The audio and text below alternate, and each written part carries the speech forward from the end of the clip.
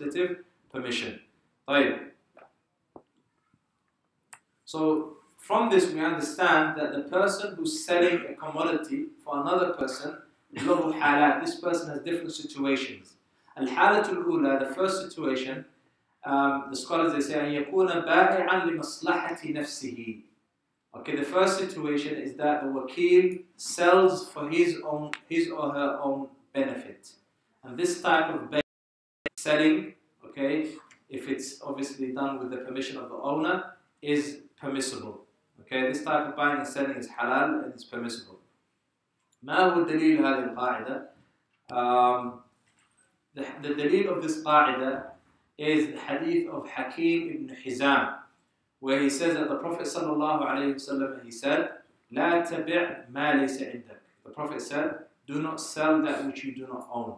This hadith is in Tirmidhi and al-Musnad li al-Imam Ahmad. So there are certain issues that can be deduced and derived from this qaida. Okay, issue number one.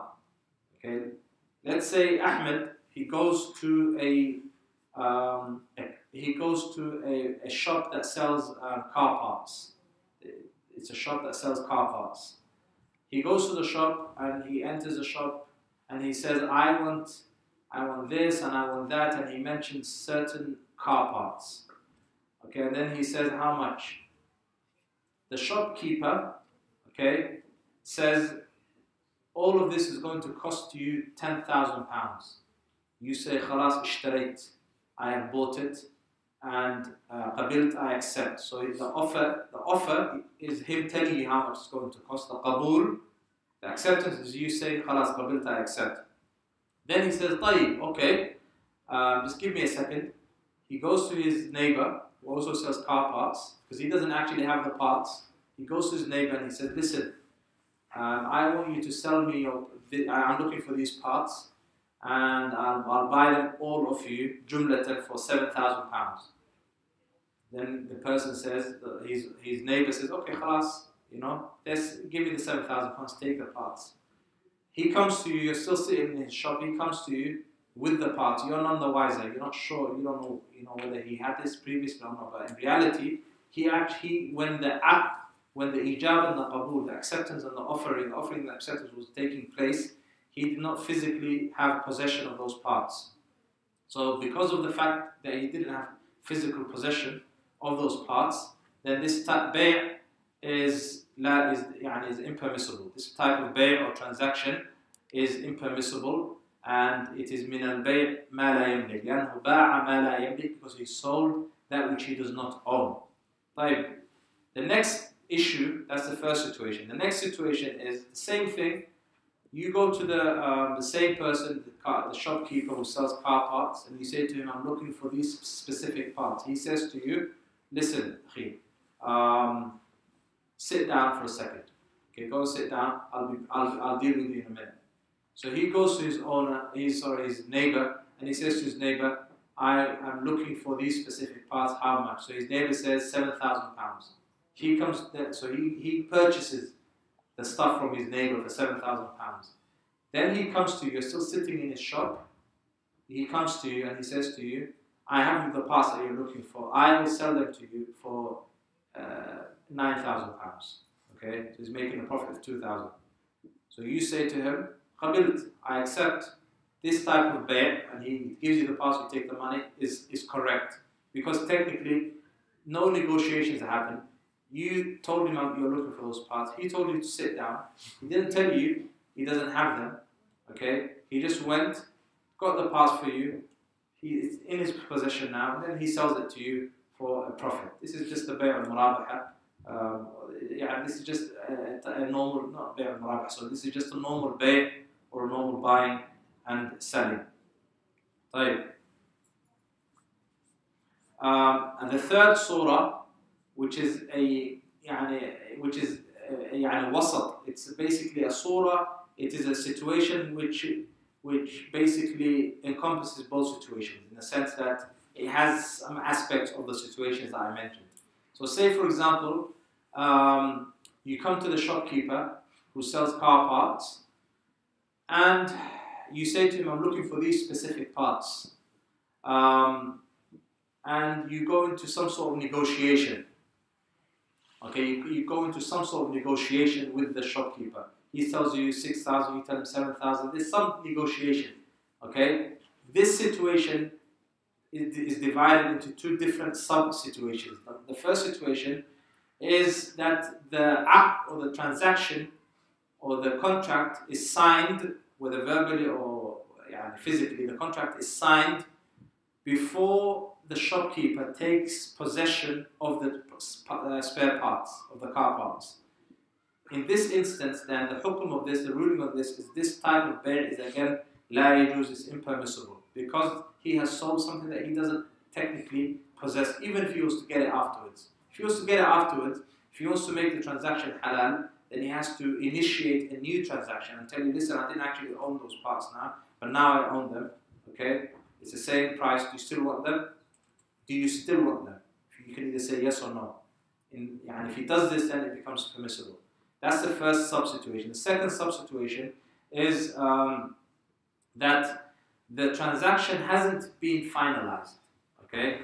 Technically hasn't been finalized, but it takes the characteristics of a finalized contract. يعني تأخذ يعني العقد يكتسب صفة الإلزام. So it takes it has all the hallmarks and it bears all the hallmarks of a contract that is finalized. Okay.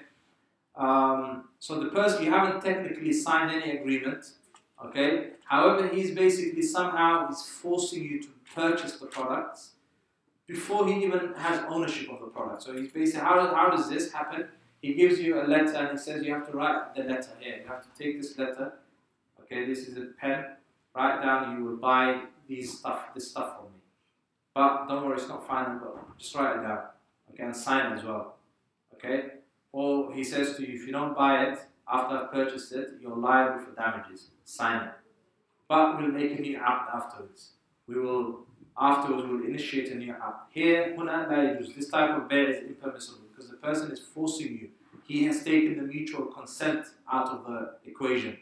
Okay? There's no khiyar. That if he hasn't taken possession of the products, why is he forcing you to purchase something that he doesn't own? And this is something that banks do. A lot of banks, they do this. They force you. You go to the bank looking for a car or looking for a loan, and they say to you, okay, we've got or a car. We'll go and purchase the car, but you need to sign this paper. It's just a ta'ahud. It's just a promise for you to purchase the car afterwards. If you don't, you're liable for damages. Okay? This is either la yajuz, this type of bay' again is impermissible. Right? This qa'idah, this principle that we've mentioned, تتفرع على هذه القاعدة أمور. Okay, there are certain things that can be derived from this qa'idah. The first thing, or the first issue, is what's known as bay'ul fuduli. Bay'ul fuduli. Bay'ul fuduli is selling something that belongs to someone else without the owner's permission. It's called in Arabic bay'ul fuduli. Okay? Say for example,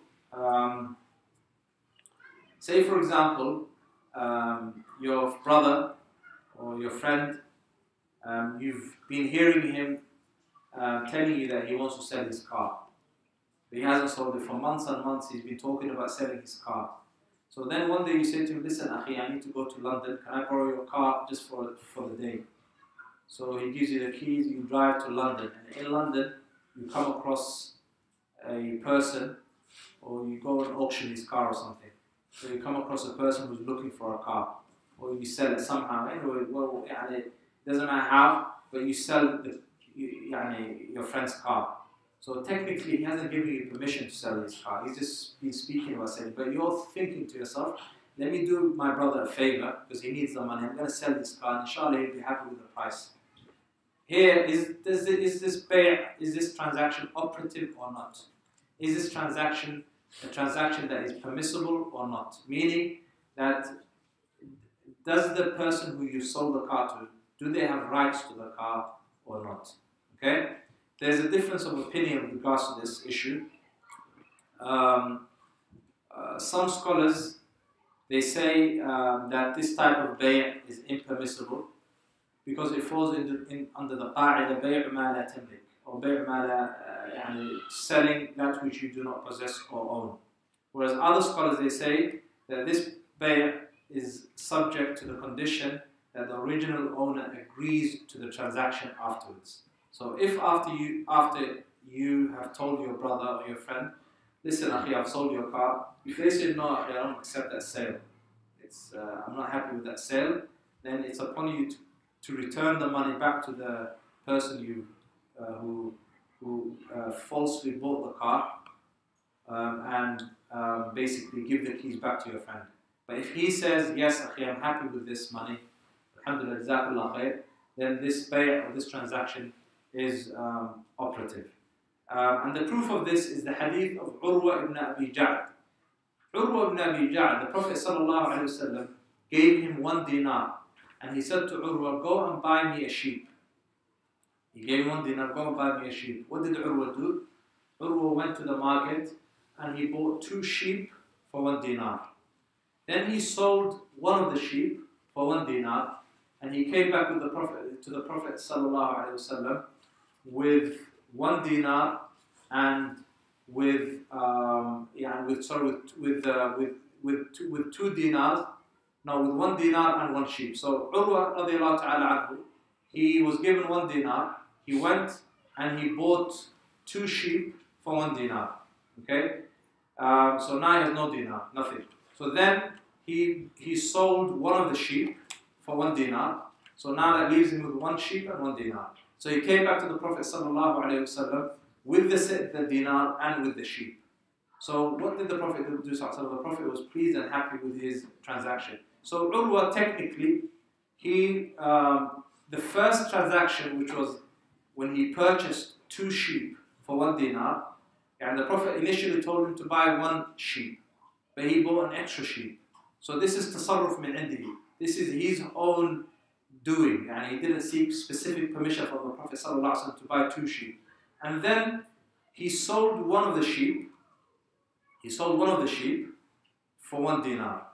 Okay, so he bought and sold without the consent of the Prophet sallallahu alaihi wasallam. So he gave back the dinar that he took from the Prophet sallallahu alaihi wasallam, and he gave him the sheep that he initially requested. So this is the proof of this type of qa'ida, this principle. Al-qa'ida as-sabi'a, number 7. Okay, who can repeat al-qa'ida al-ula? Let's just repeat the ru'us al-aqlam without going too deep into it. Quickly summarize, let's quickly recap. Let's begin with riba. Okay, what was the definition of riba? Technically, ziyada, right? Okay, and sorry, linguistically and technically? Divided into 2 categories. One is trading 2 goods of the same kind, two goods of the same kind for a different quantity.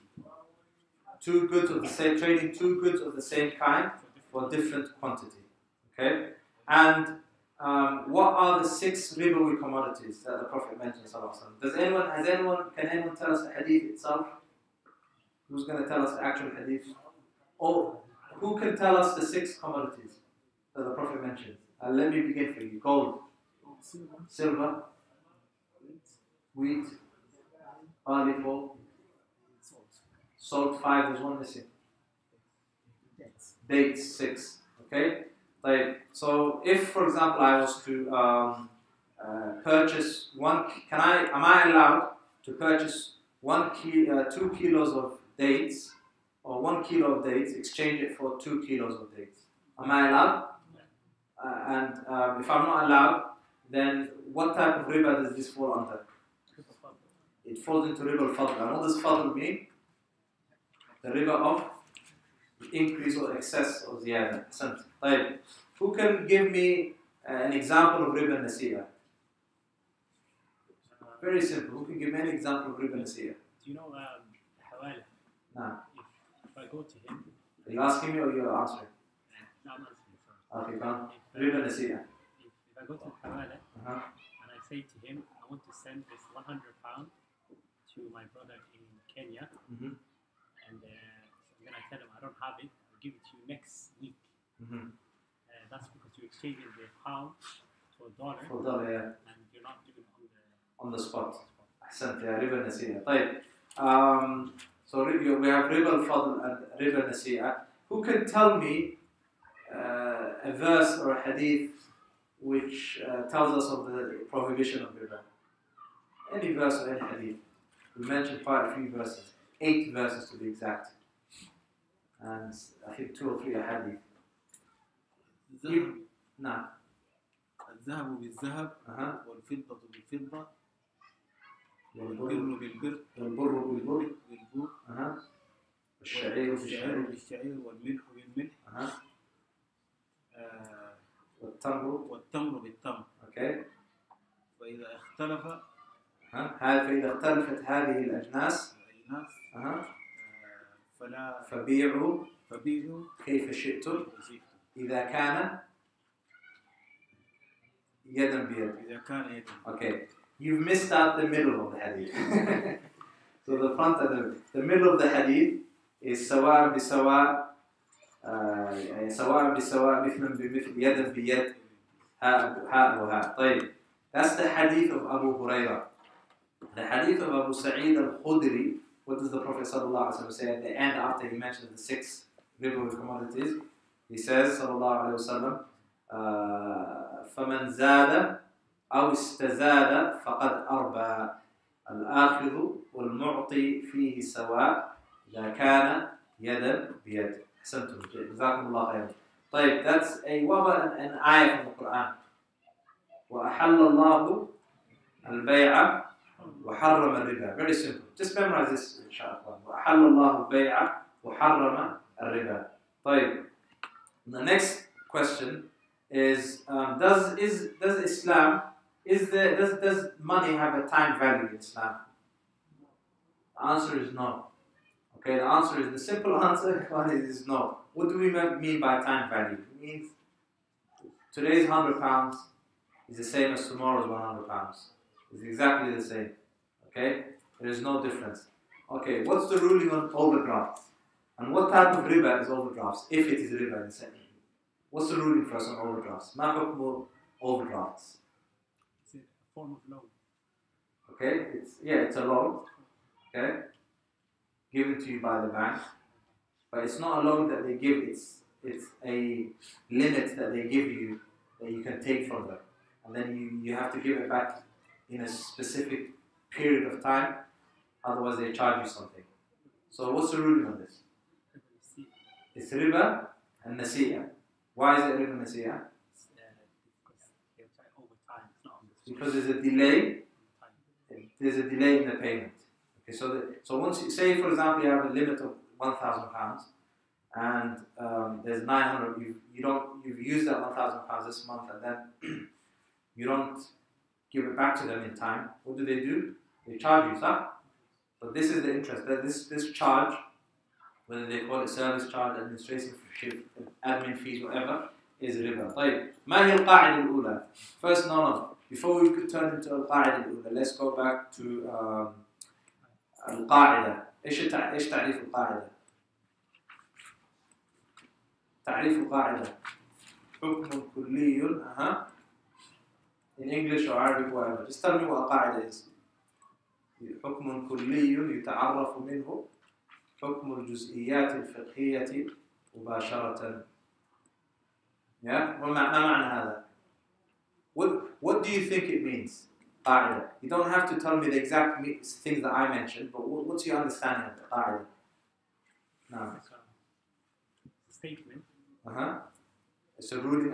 So comprehensive ruling. They can write other rulings from. That's it. Yeah. So it's a comprehensive ruling, hukum, statement. Okay, we use this to derive. You know these masail, these issues that. What's the ruling on if a person does this, if a person does that? These rulings, we know that they are halal or haram or whatever they are because of this qa'idah. This is the qa'idah. This is like our anchor. You know, we use this as a foundation, as a basis, as a qa'idah. طيب. ما هو المال? What is wealth? This is a quick recap, ikhwan. What is wealth? What do you think wealth is? يلا ikhwan, this is. الشيء الذي نشتري به يعني الشيء الذي نشتري به مقابله ونأخذ شيء يعني. لا هذا بيع يعني البيع is مبادلة مال بمال. That's what بيع is. But what's مال? What's wealth? المال ما كان له منفعة وقابل للملكية أو قابل للملك. It's anything that is of use, anything of benefit, and it can be possessed or it can be owned. طيب ما هي القاعدة الأولى? The first principle. Let's mention the principles. Come on, Ikhwan, just the principles for usul al-akhlaq. Number one, we're on number 7 now. We took 6 principles. Number 1, al-aslu fi al-buyu' al-ibaha. Ahsant. ما معنى هذا? What does that mean? Who can explain that to me now? Did you put your hand up? No, akhi, I'm looking at you. طيب, what does that mean now? The base ruling of the transaction is halal. The base ruling when it comes to transactions is that they are halal, permissible. Unless what? Unless it's proven otherwise, or it's haram. Okay? So say for example, 2 people are arguing about a particular financial transaction. One says it's halal, the other says it's haram. The dalil is upon who? The one who says it's haram. What's the proof of this? Qa'idah, this principle? وَأَحَلَّ اللَّهُ الْبَيْعَ وحرم الربا. أحسنت. طيب. Say for example, I go to a car dealer and I want to buy a car from him, and he gives me 3 different prices for taqsi. He says to me, you can either purchase this car now for £10,000, or you can purchase it within installments and give it to me in 1 year for £15,000, or for 2 years £20,000, or for 3 years, £25,000. And then I say to him, Khalas akhi, I'm happy with this. I accept.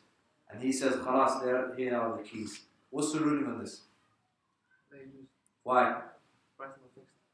The price isn't fixed. And the price isn't fixed, and there is uncertainty or ambiguity, in the price. Okay? Okay, what if I say to him, okay, akhi, I'm going to accept year 2. I'll give you, was it 20 years? I'll give you £20,000. Okay, on credit for 2 years. I'll have it for 2 years. Now what? Now what does that become? It becomes permissible. It becomes halal. طيب, that's one mas'ala. What's the ruling on, say for example, what is بيع المرابحة? ما هو بيع المرابحة؟ يا اخوان استيقظوا من غفلتكم. ما هو بيع المرابحة؟ Sorry?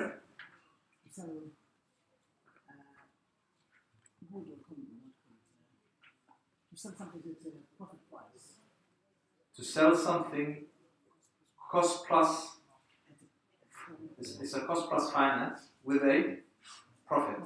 Yeah, with a profit. Now, so who can give me an example? How does it work? Murabaha. How does Murabaha work? Do you not all want to become businessmen, buy and sell and make profits? So how does Murabaha work? Okay.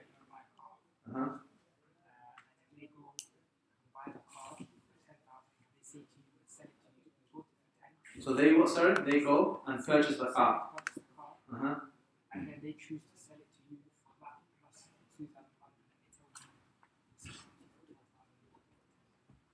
£2,000. Now, that's بيع المرابحة.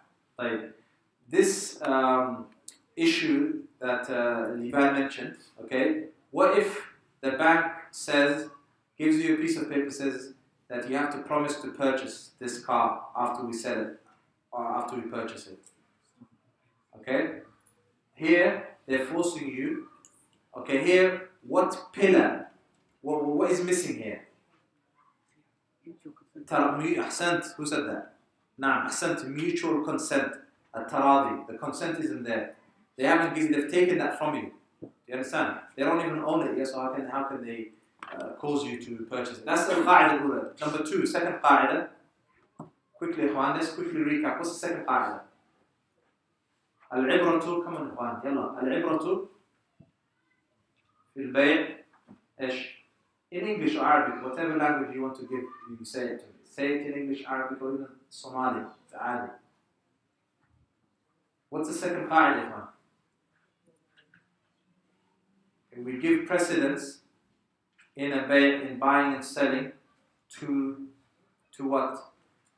To the objective and the intention behind the transaction, not the words and the statements. So say for example, I say to someone, or someone says to you, وهبتك سيارتي ب2000 جنيه. I have gifted you my car for £2,000. What's the ruling on this transaction?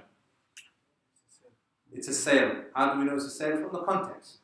Okay, from the context we know it's a sale. طيب. What's the third قاعدة?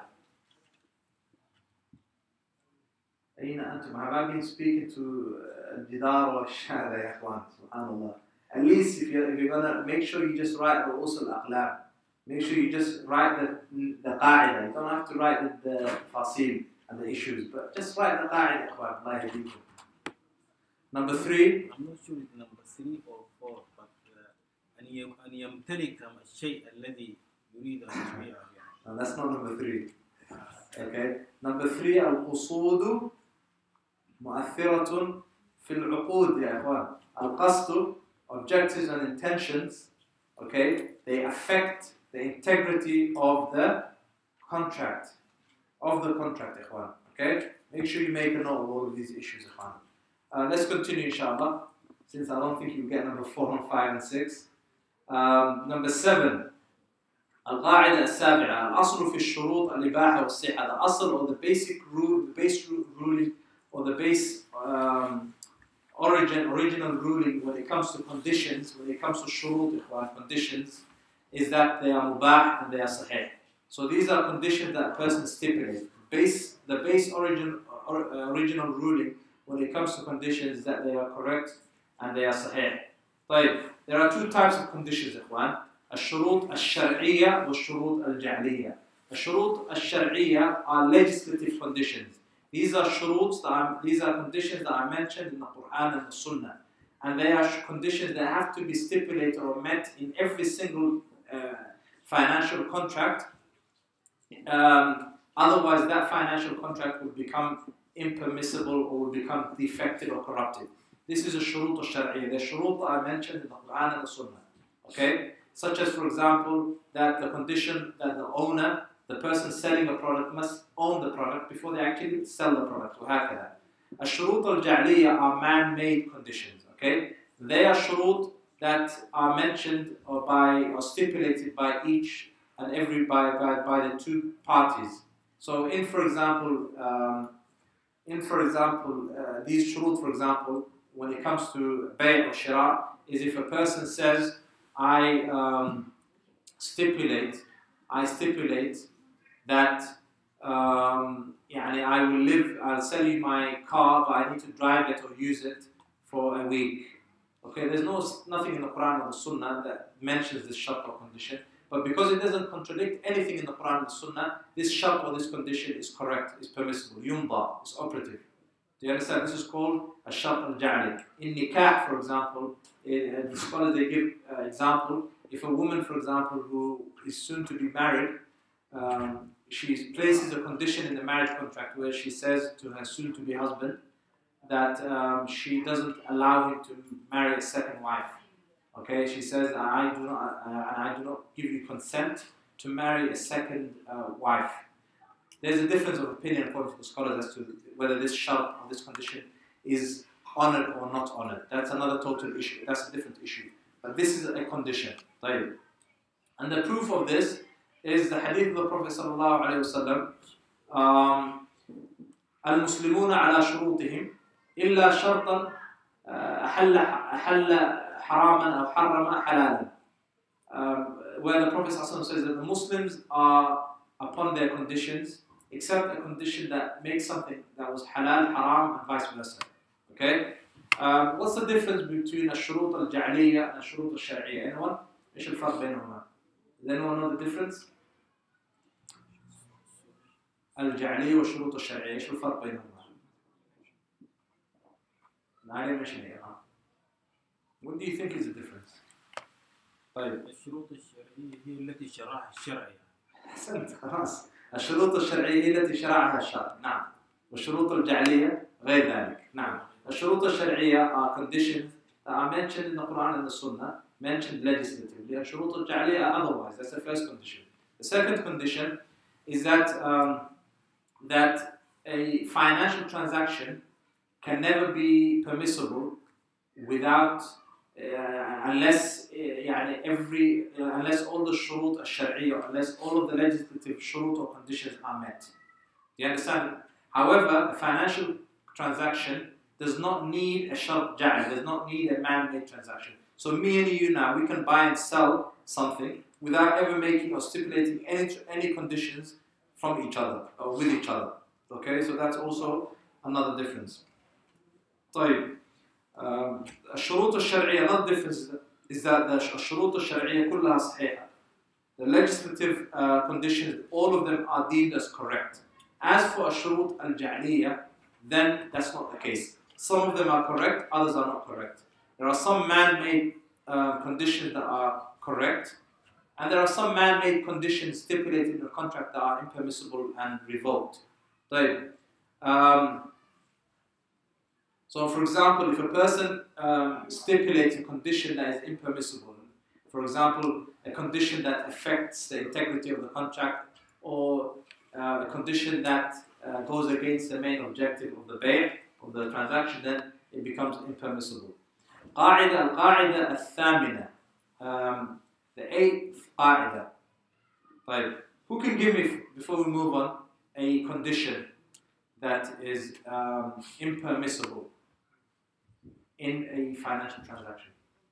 Any condition that you think is impermissible out there? The financial contract, yeah. If the party is not there, the party signs the contract is not there. Okay, but what's the condition? Say me and you are buying and selling now, and I place certain conditions in the clause, certain clauses in the contract. Who can give me a clause in the contract that is deemed as impermissible?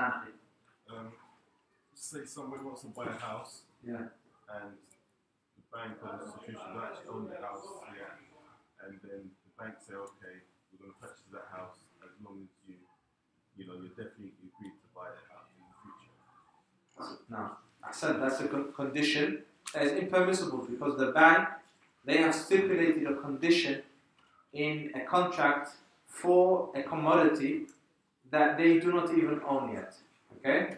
So that's for a commodity that you do not own. But what about a condition for a commodity or a sil'a or goods that you own? You can give me an example for something you own. Say, I own this mobile phone now. Okay? And I want to sell it to you now. Okay, such as? Okay, and for the so say for example, I say regarding the mobile phone, you cannot text with that mobile phone. Okay, you can call, you can use anything, you cannot text, or you can't use WhatsApp, or a particular function of the mobile phone. Okay, so here it becomes impermissible. Another example is al-ijar al-muntahi bil-tamlik. You've all heard of this mas'ala issue. Okay, al-ijar al-muntahi bil-tamlik is a lease contract that ends with a purchase. A lease contract that ends with a purchase. Okay, so say for example, you go to the car dealer and he leases you a car, and then afterwards, after the lease ends, there's a clause in the contract which forces you to purchase that particular car after the lease agreement is over. This clause is deemed as it's impermissible. Why? Because it goes against the hadith of Anas, where the Prophet sallallahu alaihi wasallam naha an bay'in wa salaf, or naha an bay'atayn fi bay'. The Prophet sallallahu alaihi wasallam prohibited two transactions in one. Okay, two transactions in one. So here, the problem with this transaction is that it contains two transactions in one. There's a lease transaction and there's a financial bay' transaction in one transaction.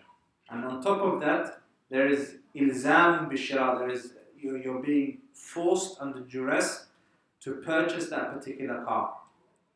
Do you understand? But what the car dealer could do is they could rent you the car for 12 months, for example, and then after 12 months they could give you an option to purchase the car.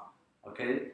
And if after 12 months you decide to buy the car, then they need to initiate a new contract. Okay, they need to initiate a new contract for the purchase, for that purchase to be correct or sahih, or for that transaction or contract to be sahih or correct. Right, let's move on. القاعدة الثامنة. Issue number 8. الأصل أنه لا يقع البيع إلا من راشد. The asl, or the base ruling, the basic or the base original ruling is that buying and selling does not occur except from someone who has rushd, someone of sound mind and intellect, someone of sound reasoning and intellect. Okay, and the scholars, they say al-rashidu, the one who's rashid, he is al-hur, the one who's free and he's not a slave. Al-baligh, the one who's an adult, so they have to be free, they have to be an adult. Al-aqil, al-rashid, they have to be someone of logical reasoning and rationality, someone who's aqil, someone who has a logical or sound mind. Right? Why? Because they say that from the shurut, or from the conditions of bay', of buying and selling, is that there has to be mutual consent, as we discussed earlier. And the one who has deficiency in their intellect and in their mind, then this rida, or this consent, is also deficient. It's not there. How can someone who is insane, or who has limited intellect, or who has partial logical reasoning or intellect, how can that person be deemed as someone who is who has mutually consented or agreed to that purchase? Right. So the asl is that the bay' al-safi, there are three types of people. Two types of people. Al-safi, three. Al-safi, al-sabi, wal-majnoon. So al-safi is the one who is dim-witted, the one who's a fool, the one who has a defect in their thinking. Their bay' or their shira is impermissible, because you're not allowed to give them any wealth. وَلَا تُؤْتُوا السُّفَهَاءَ أَمْوَالَكُمْ. Allah said, do not give your wealth to the sufaha, to those who are dim-witted or foolish. Okay, or those who have limited intellect or limited reason. So that's as-safi. As-sabi is the child. Okay, as-sabi is the child. It doesn't matter. This is in bay' or shira. It doesn't matter if the sabi is mumayyiz or ghayr mumayyiz. It doesn't matter if the sabi, if the child has reached the age of discernment or not. Not like salah. In salah, if the sabi has reached the age, or hajj has reached the age of discernment, then the salah is accepted. But when it comes to buying and selling, their transactions are not accepted. The sabi, okay, the child, and al-majnoon, the one who's insane. Right. However, the scholars, they make three exceptions to this. They make three exceptions to this general rule. The first exception is if the guardian, or if their guardian, the guardian of the safi, the one looking after the child, the majnoon, if they give consent for them to buy and sell, then it's correct. Then the buying and the selling of the child is deemed as correct. The buying and the selling of the majnoon, of the safi, is deemed as permissible and correct. And this is on one condition. They themselves, the guardian, is they're not allowed to give consent, okay, unless they can safeguard the security and of the wealth that they're giving them. If they can safeguard the security and they're pretty confident that they won't be ripped off, then they are allowed to give them consent. Otherwise, they're not allowed for the guardian to give these types of people any consent. Why? Because it's deemed as wasting money, right? So that's the first situation. Al-halat al-thani, the second situation, is that if they sell petty things, like cookies, for example, children, they sell sometimes cookies for a few quid, then it's permissible. Or if they sell, or if they're given wealth or money that is pennies, or money that is deemed as petty, or of minute quantities, this is permissible. And the proof of this is Abu Darda radiallahu ta'ala anhu. There's a hadith or an athar where he bought a canary or a small bird from a child, and then he set the bird free.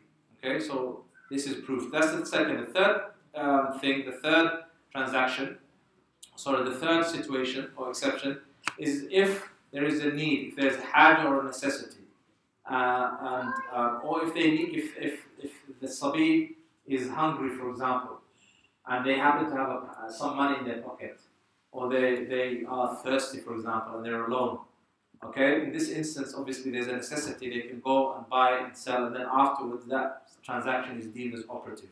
Okay, or for example, if there's a mother or a wife, for example, whose husband is away, and she has small children, for example, to look after at home, and she cannot leave the house because she has the children to look after. So she gives some money to her eldest child to go to the local store to purchase some milk or bread or whatever. Okay, here she has given the child consent, and this type of transaction is considered to be halal. The ninth qa'idah or principle, wal-akhira, this is the final principle, inshallah ta'ala, we'll stop up here, is al-aslu منع ما يؤدي إلى النزاع في البيوع. الأصل منع ما يؤدي إلى النزاع في البيوع. The basic or the base original ruling is the prohibition of anything that leads to conflict and dispute in sale. So in Islam, the asl is that it is prohibited. Anything that leads to any conflict, dispute, discord, fitna, dissension is deemed as impermissible. That sale or transaction is deemed as impermissible. An example that the scholars give, rahimahullah ta'ala, is say you go to your local store and you want to purchase a bottle of water that costs £1. You give £10 to the shopkeeper. Okay, he says to you, listen, I don't have change. Okay, I don't have change. I will go and I don't have change at the moment. I'll give it to you next time you come. Okay, so he keeps the money and you leave. This type of transaction is impermissible. Okay, liwujub, for reasons. The first reason, awalan, is that the £1 that you've given him a £10 note, from that £10 you purchased £1 for a bottle of water. So we know where that pound was gone. As for the other £9, ما محله أو ما محلها من الإعراب. What is the ruling of regarding those £9? Is it a qard? Is it a loan? Is it a wadi'a? Is it a amana, trust? What is the ruling on this £9? So here there is conflict could arise afterwards. Okay, afterwards you can come the next day and you can say to him, you owe me £9. You can say, no, I don't. You gave me a £5 note, I owe you £4. No, I gave you £10. No, there's conflict. Conflict can come out of this. Okay, because nothing has been clarified. Okay, that's the first thing. The second reason is, and this is something that Shaykh Muhammad al-Shanqiti rahimahullah ta'ala he mentions. He says that this is a type of riba. Okay, this is a type of riba because of the fact that the Prophet sallallahu alaihi wasallam he said yadan biyad, hand for hand. So here we know that you've purchased £1 for the bottle of water. That's taken care of. But what about that £9? Okay, that £9 now that you have given him, if he gives back to you, if he now gives you £9 back, so you have bought money for money. There's wealth for wealth. So there's a type of riba involved, riba and nasi'ah.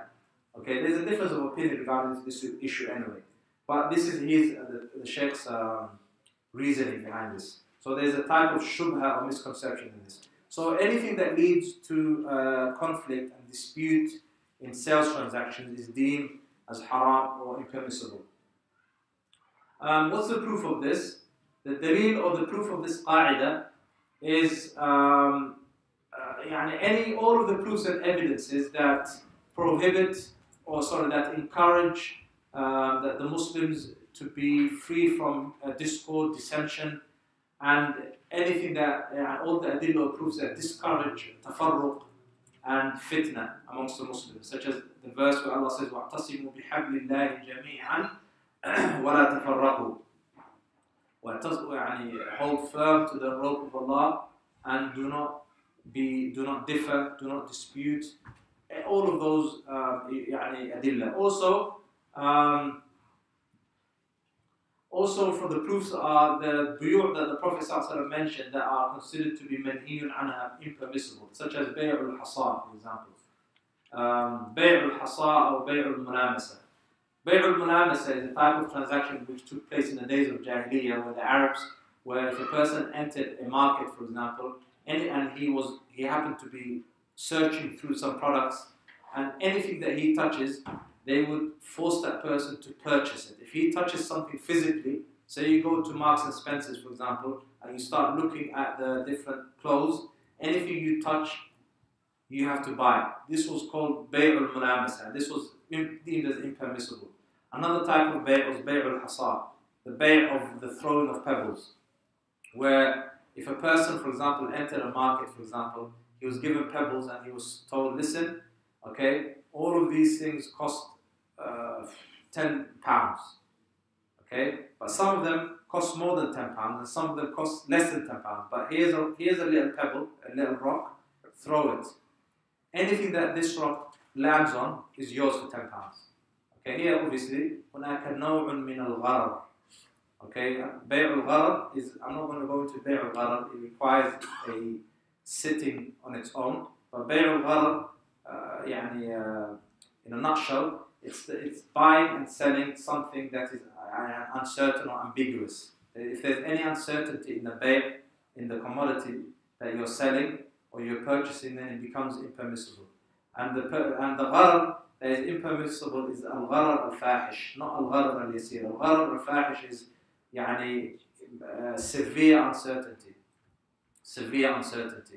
But if, for example, there's gharar basit, for example, there's something that's deemed as petty gharar, then it's okay for you to go ahead with that transaction. For example, an example of a huge gharar is if someone says to you, listen, I have, and this is an example that the scholars give, it's the camel example, where in the olden days, if a person lost his camel, and he would say to the people in the town or to a particular person, he would say to him, listen, my camel costs 1,000 dirhams. Okay, if you find it for me, if you find my camel for me, my camel costs 1,000 dirhams. Okay, give me 100 dirhams. You go and look for the camel. Go and look for the camel. Go and search for the camel. If you find the camel, then you have profited 900 dirhams. Okay, if you find the camel. If you don't find the camel, I have profited 100 dirhams. Do you understand? Okay, so here there's gharar. He can find the camel, in which case, who loses out? I lose out. He cannot find the camel, in which case, who loses out? He loses out. Do you understand? So this is called bay'ul gharar. Okay, another example of bay'ul gharar is, say for example, I say to you, listen, I have a gold ring and a silver ring in one of these hands. Okay, I will sell you, and both of them, one of them costs, it's very expensive, 24 karat gold or whatever. It costs £20,000, and the other costs £10,000. Okay, I'll sell any one of them for you for £15,000. So meaning that if you choose the gold ring, you have what? Saved £5,000. But if I choose the silver, if you choose the silver ring, you've lost what? £5,000. So this is bay'ul gharar. There's uncertainty, there's ambiguity in the transaction. Okay? So this type of bay' is not allowed. Bay'ul gharar is not allowed because it leads to conflict and it leads to dispute in sales. Okay? نقف عند هذا الحد إن شاء الله تعالى. What's the need for asl of all things that lead to fitna are impermissible. واعتصموا بحبل الله جميعا ولا تفرقوا. That's the first dalil. All of the proofs and evidences that discourage discord and confusion and fitna amongst the people and encourage unity. Okay? And also the second dalil is that the Prophet sallallahu alaihi wasallam نهى النبي صلى الله عليه وسلم عن بيع الحصى وعن بيع الملامسة. That the Prophet sallallahu alaihi wasallam prohibited the transaction, the bay' of the throwing of the pebbles and the bay' of the mulamas, of the touching of the product, the sil'ah. Okay, these types of buyur are deemed as impermissible. Yeah, I have a question in the river. No. You said gold by gold is river fat.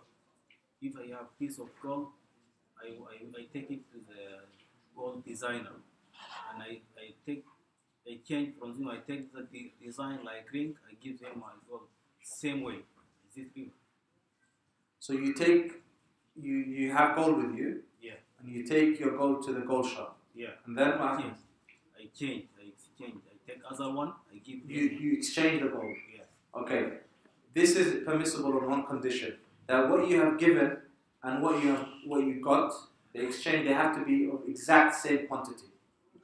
Okay, the quantity has to be the same. If the quantity is different, okay, then it becomes a riba al-fadl. But what's easier for you to do, like we mentioned the hadith of Bilal, is for you to sell your gold and get money for it. Use that money to buy another type of gold. That's safer for you. Okay, because it's very hard for gold to match. Okay, there's different carats and different, people who sell gold know this better than me. You understand me? طيب. So نقف عند هذا الحد. We'll stop here inshallah ta'ala. So as you can see, ikhwan, we've just literally skimmed the surface, and I've just mentioned 9 qawa'id or 9 principles. If you memorize these 9 principles, if you act upon these 9 principles, then inshallah ta'ala you will be upon khair, and you can safeguard yourself from many, many transactions that are deemed as impermissible or haram. Okay? And know, ikhwan fillah, that this sharia, this legislation, came down for 5, or was revealed in order to safeguard 5 objectives. Al-maqasid al-shar'iyya. From these 5 objectives is hifdhul mal, the preservation of wealth. Okay? And everything that we have mentioned is to preserve wealth. Not just your wealth, but the wealth of the people. Remember, the wealth that is in your pocket is not exactly yours. It belongs to Allah subhanahu wa ta'ala. You are just entrusted with it. So it's upon you to spend it in ways that Allah subhanahu wa ta'ala is pleased with. And it's upon you to abstain from spending your wealth in ways or manners that are deemed as impermissible, especially when it comes to issues pertaining to riba and the like. And inshallah ta'ala, after Maghrib, we will continue with, there's one final very, very important lecture, regarding the fiqh of fitan. And how, as Muslims, we interact with fitan. Because we're surrounded by fitan. How do we interact with these fitan? So I'm going to mention some principles that the scholars have mentioned when it comes to dealing and interacting with fitan. Whether this is a fitna that is specific to yourself, or a fitna that is deemed as general or am to the general public or population. وصلى الله وسلم على نبينا محمد وعلى آله وصحبه أجمعين.